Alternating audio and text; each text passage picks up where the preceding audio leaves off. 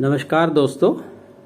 जब हम अपने भोजन में पोषक तत्वों की बात करते हैं तो ये सुनने को मिलता है कि हमारे भोजन में प्रोटीन होना चाहिए। लेकिन सवाल उठता है कि प्रोटीन में ऐसा क्या है कि उसको अपने भोजन में हमें शामिल करना चाहिए। प्रोटीन बिल्डिंग ब्लॉक माना जाता है कि यह एसेंशियल मैक्रोन्यूट्रिएंट्स है जो कि अलग अलग अमीनो एसिड्स के मिलने से बनता है। हम कैसे हैं, हमारा शरीर कैसा है, ये सब प्रोटीन डिसाइड करता है। प्रोटीन हमारे शरीर में तरह तरह के काम करता है। हमारे शरीर में जो कुछ भी बनता है या जो भी कंस्ट्रक्शन होता है वो प्रोटीन से होता है।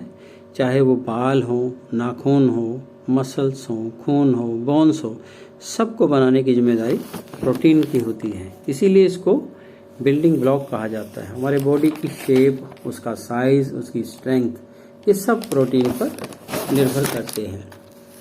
प्रोटीन अमीनो एसिड्स के मिलने से बनता है। इमरजेंसी में अगर एनर्जी की ज़रूरत है तो एनर्जी का जो रेडीमेड सोर्स होता है वो होता है कार्बोहाइड्रेट। कार्बोहाइड्रेट फ़ौरन ग्लूकोज में कन्वर्ट हो जाता है। अगर चाहे हम दौड़े, जॉगिंग करें, एक्सरसाइज करें, चलने फिरने में या मेंटल काम करते हैं तो भी एनर्जी हमको ग्लूकोज से मिलती है। और ग्लूकोज सबसे तेज़ी से कार्बोहाइड्रेट से आता है। मान लो कि शरीर में कार्बोहाइड्रेट्स की कमी हो जाए तो उस केस में दूसरा जो सोर्स है एनर्जी का जिसको बॉडी यूटिलाइज करती है वो होता है फैट। शरीर जमा हुई चर्बी को खर्च करने लगता है, बॉडी उसे ग्लूकोज बनाने लगती है और शरीर को एनर्जी मिलने लगती है।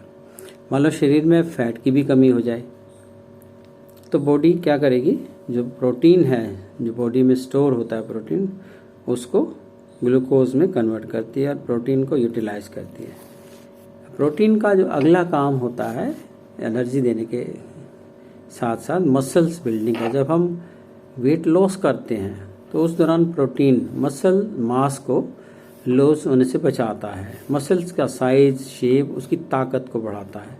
अगर हड्डियों की बात करें तो हड्डियों को भी सिर्फ कैल्शियम की ही ज़रूरत नहीं होती है, बोन्स को विटामिन डी या सनलाइट की ही ज़रूरत नहीं होती। विटामिन डी, कैल्शियम के साथ साथ बोन्स को चाहिए होता है प्रोटीन।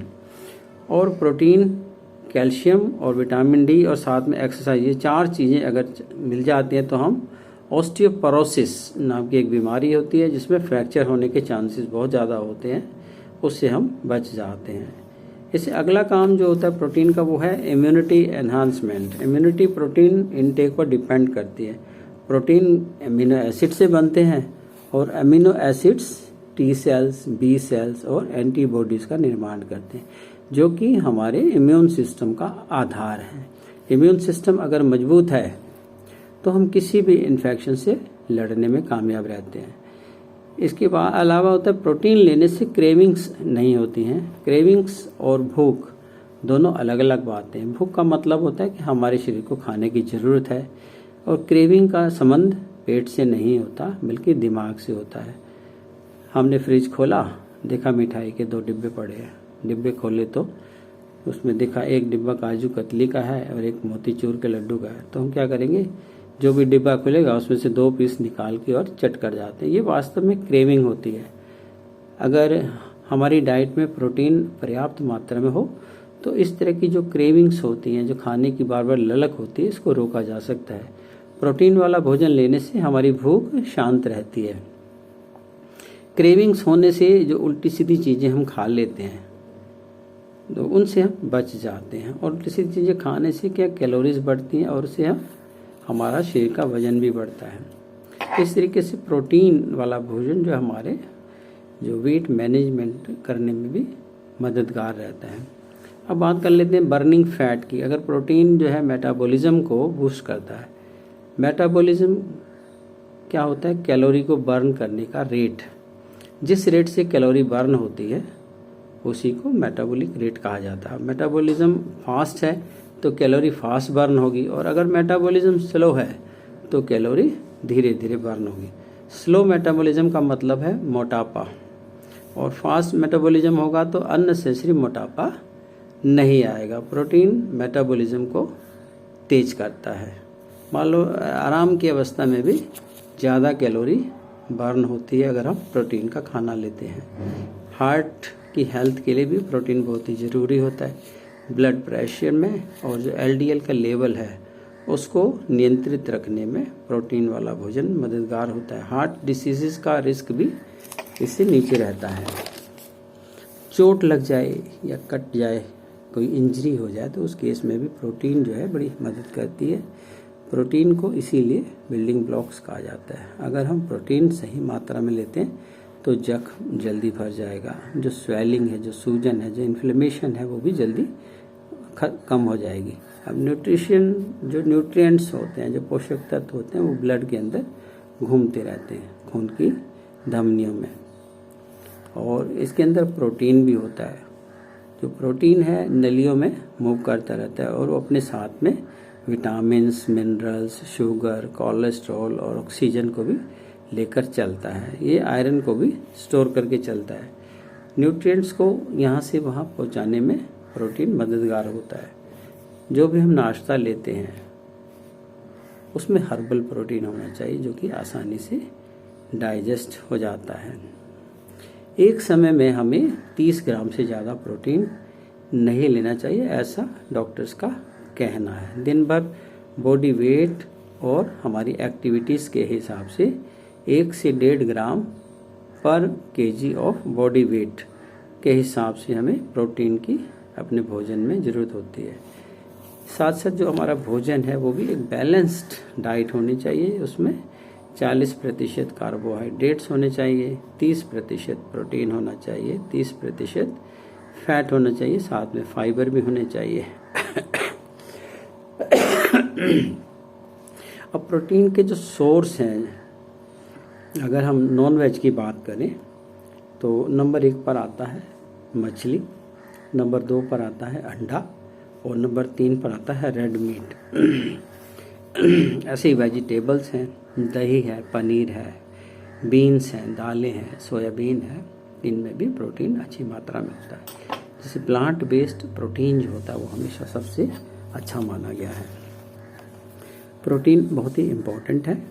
प्रोटीन बैलेंस में होना चाहिए और सही मात्रा में लेना चाहिए।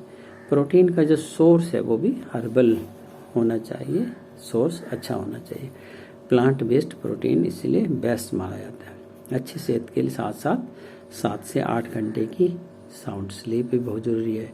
वाटर इनटेक बॉडी की वेट के अनुसार लेना चाहिए और साथ साथ एक्सरसाइज भी हमें करनी चाहिए। सलाद, फ्रूट्स ये ज़्यादा खाने चाहिए।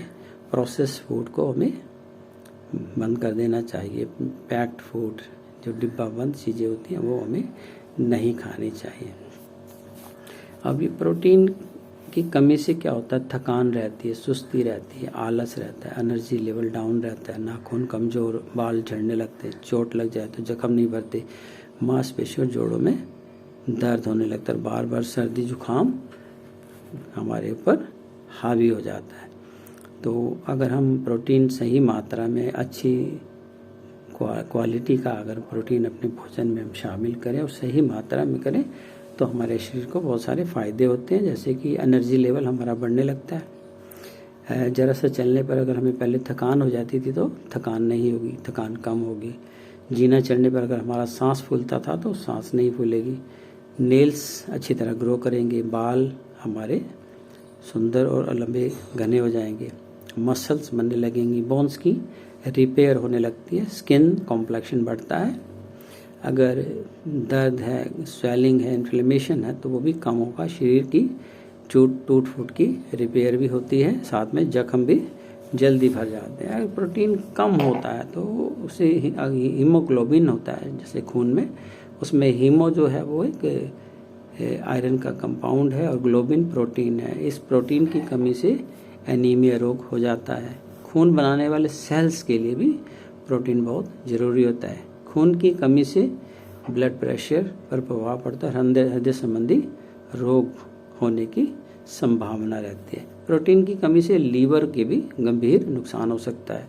जिन बच्चों को सही मात्रा में प्रोटीन वाला खाना नहीं मिलता तो वो कुपोषण का शिकार हो जाते हैं। शरीर का विकास उनका सही तरीके से नहीं होता। गुर्दे मान लो अगर सही ढंग से काम नहीं कर रहे हैं तो चाहे हम कितना भी प्रोटीन खा लें और सही ढंग से फिल्टर नहीं होगा तो ज़्यादातर जो प्रोटीन है वो पेशाब के रास्ते बाहर निकल जाएगा। इसलिए शरीर में प्रोटीन की कमी हो जाती है और इसके साथ साथ हमारा डाइजेस्टिव सिस्टम भी अच्छा होना चाहिए। अगर डाइजेस्टिव सिस्टम सही नहीं है तो हम कितने भी पोषक तत्व ले लें वो शरीर में एब्जॉर्ब नहीं होंगे, शरीर में पोषक तत्वों की कमी हो जाएगी। तो ये आज का मेरा टॉपिक था। आने वाले वीडियोस में मैं और भी नए नए टॉपिक्स पर डिस्कशन करूँगा। आशा करता हूँ आपको पसंद आया होगा ये वीडियो। बहुत बहुत शुक्रिया जी।